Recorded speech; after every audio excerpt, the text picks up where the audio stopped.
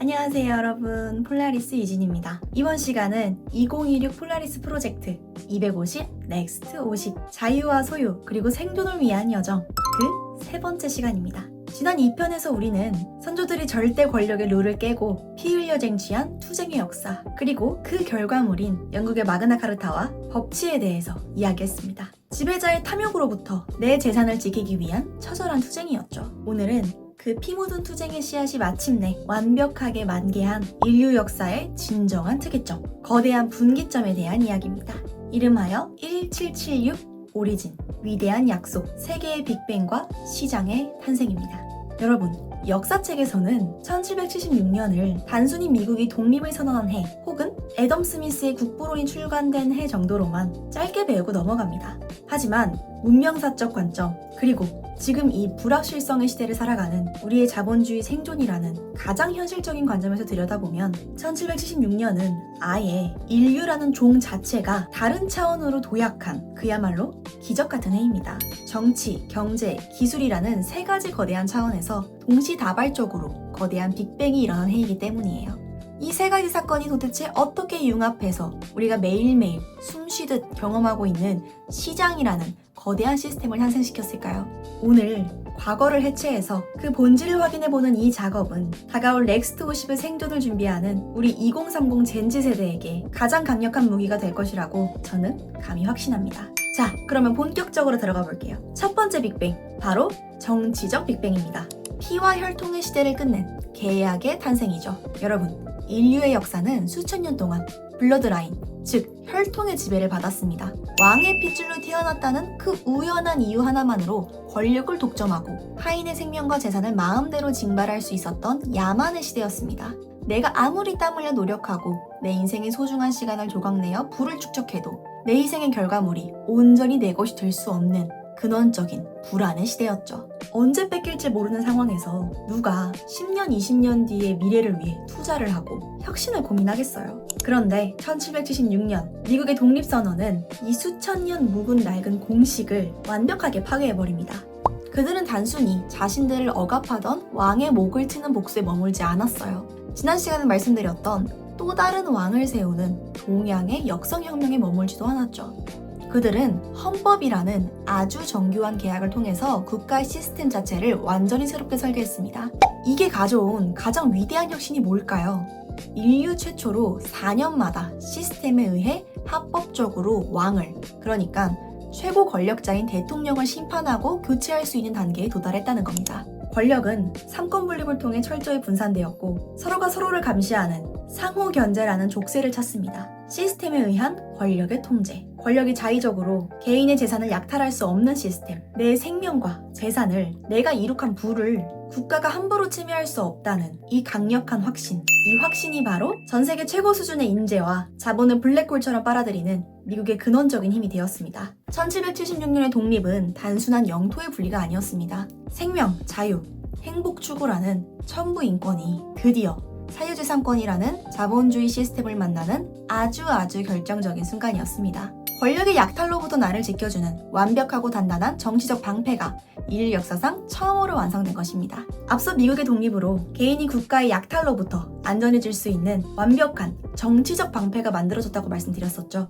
그렇다면 이 정치적 억압이 사라진 이 텅 빈 공간, 그 안전한 방패 안을 채운 것은 과연 무엇이었을까요? 두 번째 빅뱅, 바로 경제적 빅뱅입니다. 이기심이라는 이름의 완벽한 알고리즘의 탄생이죠. 여러분, 1776년 애덤 스미스의 국부론이 세상에 나오기 전까지 인류의 역사를 한번 되돌아볼까요? 수천 년 동안 종교와 도덕은 인간의 욕망을 어떻게 대했습니까? 억누르고 통제하고 부끄러워야 할 불순한 죄악으로 취급했습니다. 부자가 되고 싶고 더 많이 소유하고 싶어하는 마음을 속물적으로 비난했죠. 하지만 애덤 스미스는 달랐어요. 그는 인간 본성에 대한 위대한 긍정을 선언해버립니다. 인간의 이기심을 죄악이 아니라 세상을 움직이는 가장 강력하고 가장 효율적인 엔진으로 규정한 겁니다. 우리가 일상에서 겪는 수많은 교환과 거래를 생각해보세요. 정육점 주인이 고기를 팔고 빵집 주인이 빵을 굽는 건 우리가 불쌍해서 자비를 베푸는 게 아니잖아요. 그들 스스로가 돈을 벌고 싶고 부자가 되고 싶고 더 나은 삶을 살고 싶어하는 그 순수한 이기심 때문입니다.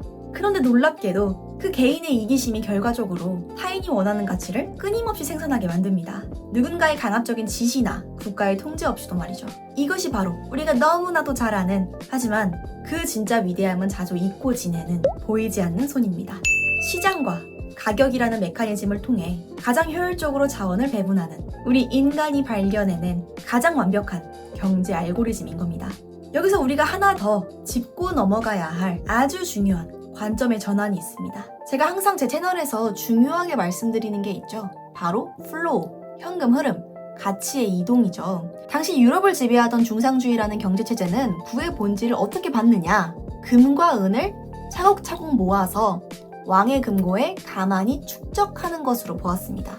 마치 지금 시대에 우리가 인플레이션으로 돈이 녹아내리는 줄도 모르고 원금 보장이라는 착각 속에 은행 예적금 통장에 화폐를 가만히 쌓아두기만 하는 것처럼 말이죠. 그런데 애덤 스미스는 달랐습니다. 부의 본질을 단순히 쌓아두는 금은보화가 아니라 노동과 생산, 그리고 교환이라는 가치의 흐름, 즉 플로우로 완벽하게 재정의했습니다. 돈은 돌고 돌며 가치를 창출할 때, 누군가의 노동과 결합하여 교환될 때만 진짜 부가 된다는 이 위대한 선언. 이것이 바로 오늘날 우리가 그토록 치열하게 공부하고 살아남으려고 몸부림치는 자본주의 금융 시스템의 완벽한 근간이 되었습니다. 자, 이제 세 번째 빅뱅입니다. 기술적 빅뱅이죠. 저는 이걸 자연으로부터의 완전한 독립이라고 부르고 싶습니다. 한번 생각해보세요. 정치적 자유가 철저히 보장되고 방패가 생겼습니다. 그리고 애덤 스미스의 국부론 덕분에 경제적 욕망이 해방되고 알고리즘이 세팅되었습니다. 하지만 그걸 물리적으로 실현할 하드웨어, 도구가 없었다면 자본주의는 그냥 머릿속의 반쪽짜리 상상에 불과했을 겁니다. 그런데 기적처럼 같은 해인 1776년 제임스 와트가 증기기관의 핵심인 분리형 응축기를 발명해서 상용화의 기틀을 마련해버립니다. 인류가 태어난 이래 처음으로 자연의 한계를 완전히 부숴버리고 넘어선 엄청난 사건이에요.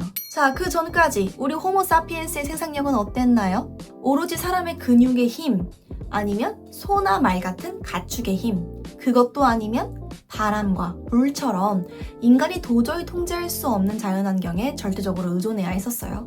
바람이 불지 않으면 배가 멈추고 가뭄이 들면 물레방아가 멈추는 내 맘대로 컨트롤할 수 없는 운명이었죠. 하지만 증기기관은 석탄만 있다면 언제 어디서든 비가 오나 눈이 오나 인간이 원하는 만큼의 에너지를 무한대로 뿜어낼 수 있는 인공동력의 탄생이었습니다. 여러분, 파괴적 혁신의 본질이 무엇일까요? 제가 투자에서 가장 중요하게 생각하는 변수이자 자본주의의 가장 큰 마법, 네, 바로 시간입니다. 파괴적 혁신은 결국 시간을 줄이는 기술입니다. 증기기관은 단순한 쇳덩어리 기기가 아니었어요. 한 달이 걸리던 이동수단을 며칠로 압축하고 일주일이 걸리던 생산시간과 가공시간을 단 몇 시간으로 극적으로 압축시켜버렸습니다.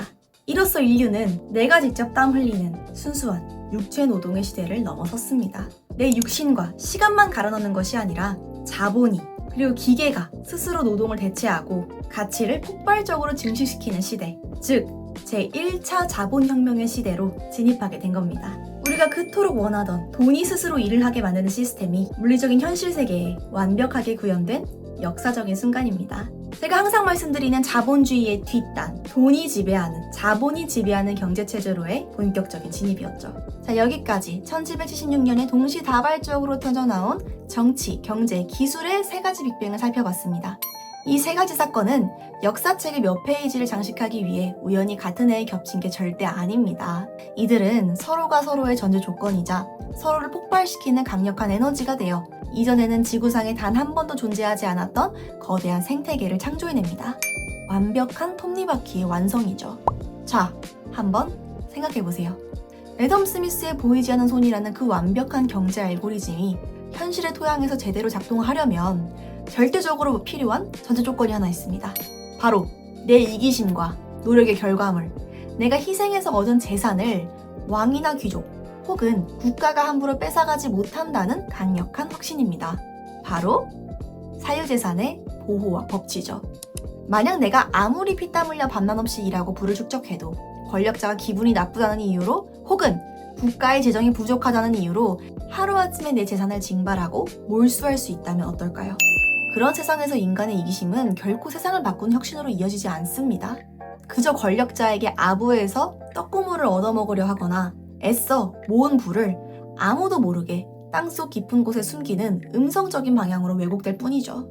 우리가 자본주의를 이해할 때 이 지점을 절대 놓쳐서는 안 됩니다. 바로 여기서 미국 독립이 만든 정치적 시스템의 진가가 폭발하는 겁니다.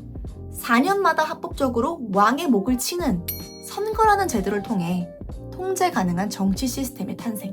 권력이 개인의 욕망과 부를 함부로 착취할 수 없다는 이 역사적인 선언과 룰 세팅은 인류의 마음속 깊은 곳에 억눌려 있던 탐욕을 비로소 세상을 바꾸는 혁신이라는 거대한 에너지로 치환시켰습니다.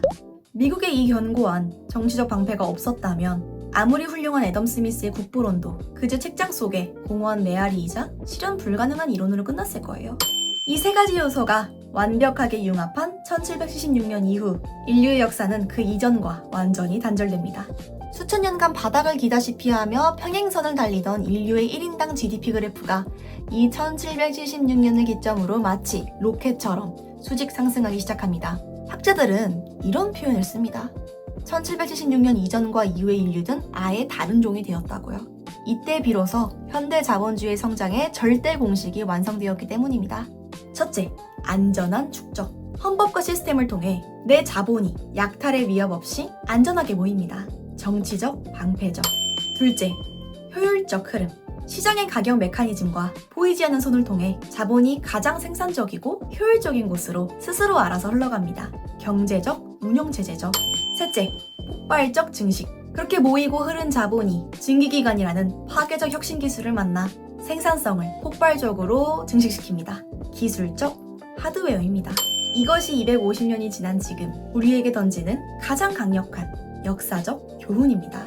자유로운 개인이 합리적인 시장 시스템 속에서 파괴적 혁신 기술을 만났을 때 인류는 폭발적으로 도약한다.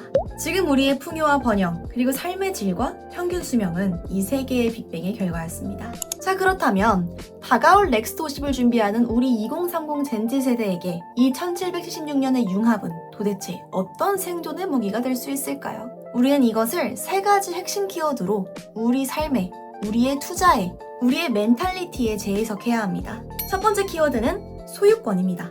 우리의 방패이자 토대인데요. 내 것을 온전히 내 것으로 인정받는 권리. 이것은 단순한 재산, 돈의 문제가 아니에요. 인간을 억압으로부터 해방시키는 자유의 본질 그 자체입니다.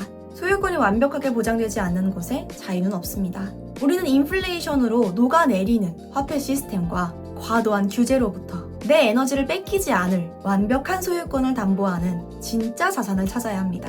그리고 두 번째 키워드는 바로 이기심입니다. 우리의 엔진이죠. 더 나아지고자 하는, 더 부자가 되고자 하는 개인의 강렬한 욕망.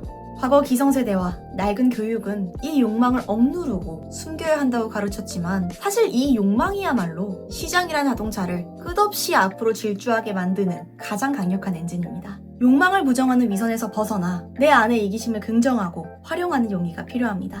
세 번째 키워드는 지렛대입니다. 바로 기술적 도약이죠. 과거 증기기관이 인력의 물리적 한계를 부셔버렸듯이 자본주의 시스템 안에서 기술은 개인의 이기심과 자본을 극대화하는 지렛대, 즉 레버리지 역할을 합니다.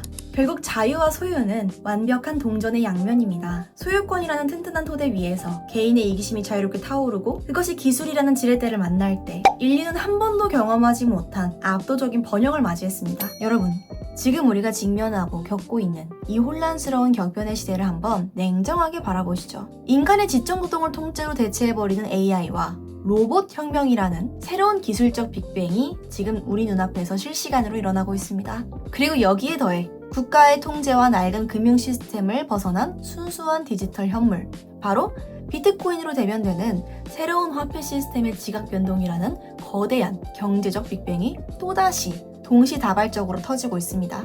이 거대한 파도 속에서 낙오하지 않고, 아니 오히려 이 파도를 타고 올라가 생존하기 위해서 우리는 이 1776년의 절대 공식을 절대로 잊어서는 안 됩니다. 권력의 통제와 인플레이션의 약탈을 벗어나 내 자본이 안전하게 모일 수 있는 곳, 낡은 규제가 아니라 시장의 투명한 논리에 따라 에너지가 가장 효율적으로 흐르는 곳, 그리고 인류의 미래를 통째로 바꾸는 새로운 혁신 기술과 융합하는 곳, 그 황금 어장을 찾아내는 안목, 내 소중한 희생을 그곳에 과감하게 던지는 용기, 그리고 필연적으로 다가올 변동성을 묵묵히 견뎌내는 굳건한 믿음. 그곳에 바로 우리에 다가올 넥스트 50의 생존이 있고 차원이 다른 부가 존재합니다. 여러분, 제가 예전에도 여러 차례 말씀드린 적이 있죠.